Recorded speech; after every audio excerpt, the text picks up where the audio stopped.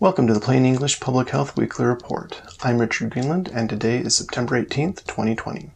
As always, we'll start today with the COVID-19 statistics. Worldwide, we have nearly 31 million cases and over 955,000 deaths. In the United States, we have nearly 7 million cases and over 203,000 deaths. In vaccine news, AstraZeneca has resumed their vaccine trial after their investigation found it was safe to do so. Both the CDC Director, Robert Redfield, and Dr. Fauci have said that they expect limited amounts of vaccine to be available in the last quarter of this year, but it will probably be the middle of 2021 before the vaccine is generally available to the public. They have stressed the importance of continuing to follow the current guidelines of social distancing, wearing a mask, and washing hands until that vaccine is available. Many countries in Europe are experiencing a second wave of infections after lifting restrictions and are now starting to return to the previous restrictions. North and South Dakota, which have both been very lax in following the CDC guidelines, are now among the top states in percentage of positive COVID-19 tests.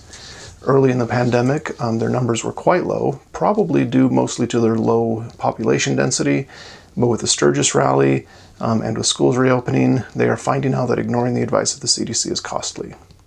Fortunately, some cities and towns in both states are taking action to fight the virus. However, the governors of both states are still insisting that it's not a problem. California, on the other hand, which has implemented some of the strictest measures to fight COVID-19, is seeing super low positivity rates.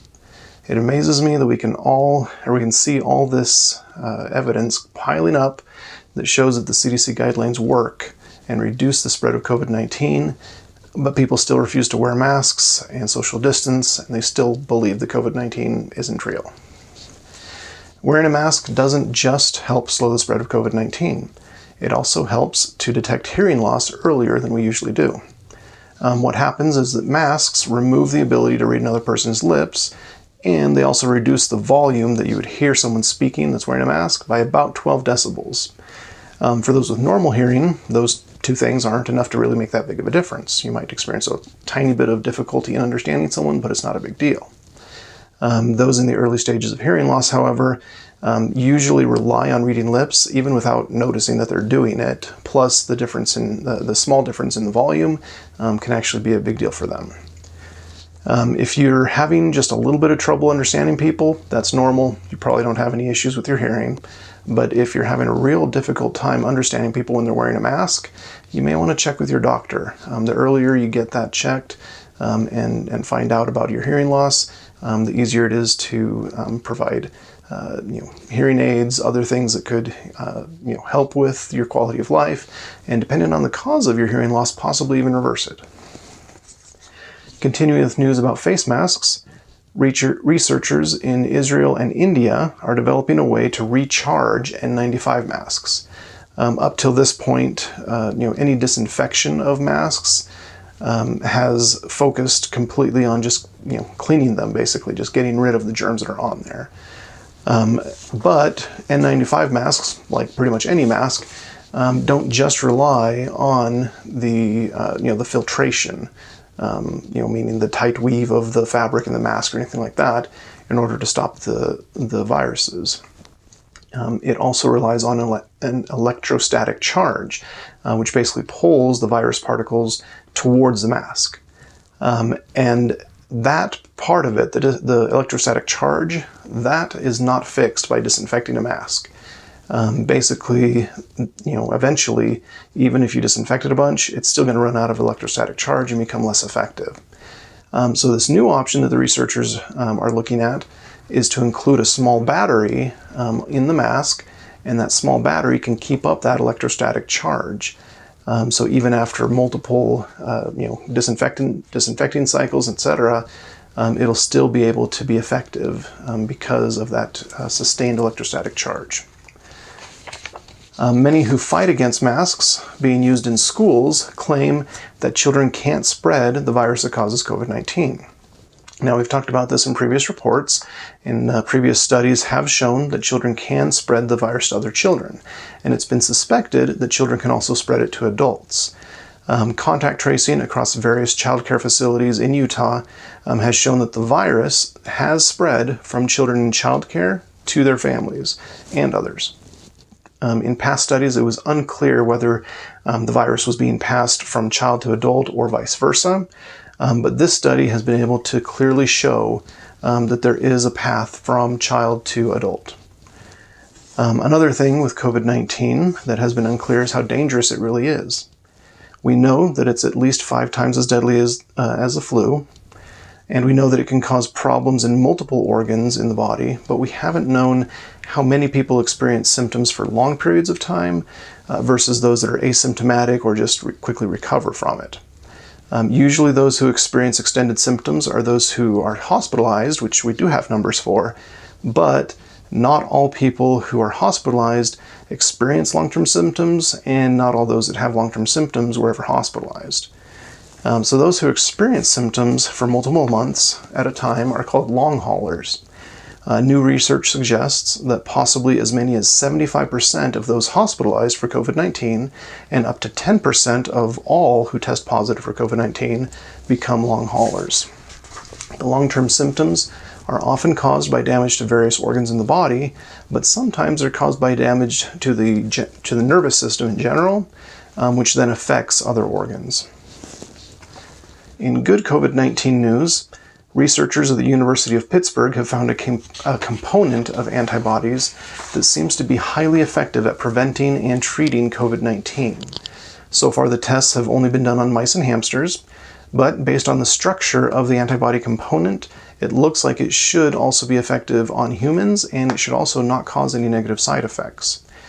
They've created a drug based on that antibody component, and they will continue their tests until they're absolutely sure that it's safe and effective, just like with the vaccine tests. The Bill and Melinda Gates Foundation releases a report each year on the global progress of a number of public health factors, including reducing poverty, vaccines, access to clean water, and healthcare. This year, they stated that every measure except smoking cessation had regressed. According to the foundation, the pandemic has erased 25 years of vaccine progress. This pandemic has just done some terrible things, and unfortunately, it's not just the pandemic that's causing it, it's the response to the pandemic that is causing a lot of this regression. So we need to stay vigilant. We need to do the CDC guidelines, get through the pandemic as quickly as possible. We need to be able to focus on things that are still just as important as beating the pandemic, but are just not getting as much attention now because of that pandemic. In other news, scientists say that this summer has been the hottest on record for the Northern Hemisphere. It's no surprise because of that we have so many wildfires now. An international task force has suggested new guidelines for using medical marijuana for chronic pain. They stress the importance of starting with a low dose of CBD, the non-psychoactive component of marijuana, and working up to a higher dose. They recommended not even using THC, the part of marijuana that can give a high and can cause hallucinations, unless the patient doesn't respond at all to high doses of CBD. Even then, THC should be started on the lowest dosage possible. They also gave maximum dosage amounts for both CBD and THC. One other important takeaway from their guidelines is that THC should not be given to minors at all. The brain is too easily affected up until around 25 years of age. After that, it's still able to be effective, it's just not as plastic, as they call it. And so it's not quite as dangerous, but still, don't use it except under a doctor's supervision. CBD, however, is considered safe for minors. It doesn't have any of those psychoactive properties that THC does. Finally today, we're going to answer a request from one of our viewers. She asked for more information on what to do if you are exposed to someone who has been confirmed to have COVID-19. First off, follow the directions given by your local public health department. Typically, those will be good directions, and they will be tailored to your local area. Unfortunately, some health departments are unable to express fully what they want to about COVID-19 because of political pressure. Some areas are just, less friendly to anti-COVID-19 measures than others. If you live in that kind of an area, you know what I'm talking about. I happen to live in one of those areas, as does the person who requested this information. So, because of that, here are some guidelines directly from the CDC. I've included the link to their website about being exposed to someone with COVID-19 in the links below the video. So first off, being exposed to someone who has COVID-19 means being within 6 feet of that person for 15 minutes or more. In some instances, you can become infected, even at greater distances or for shorter periods of time, but the 6 feet and 15 minutes is basically the standard that public health departments and the CDC have determined for considering that you're exposed. If you had physical contact with a person, hug, kiss, other things like that, or you shared eating or drinking utensils with them, or if they sneezed or coughed on you, then the 15-minute rule doesn't apply. You're automatically considered exposed. So if you're exposed, you need to quarantine for 14 days from the time of the exposure. This means staying home. Don't go to work, don't go to school, don't go shopping, don't go anywhere. Stay at home.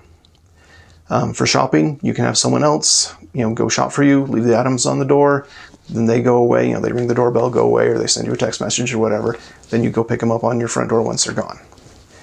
Unless you can separate yourself from everyone in your household, this quarantine also applies to everyone in your household. Whether it's roommates, family, whoever it happens to be, if they're in your house, it applies to them unless you're able to separate yourself completely from them.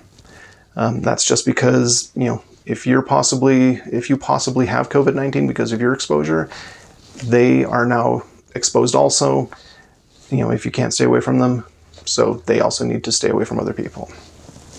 Every day during your quarantine, you need to monitor your health. Take your temperature, check your symptoms.